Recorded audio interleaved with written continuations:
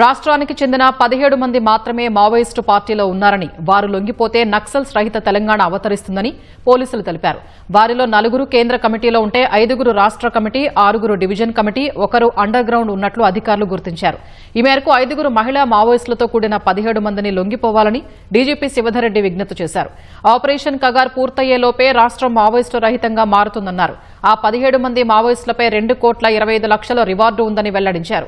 కేంద్ర కమిటీలో Muppala Lakshmana Rao alias Ganapathi, Tippiri Tirupati alias Devji, Malla Raji Reddy alias Sangram, Pasunuri Narahari alias Santosh ఉన్నట్టు డీజీపీ తెలిపారు.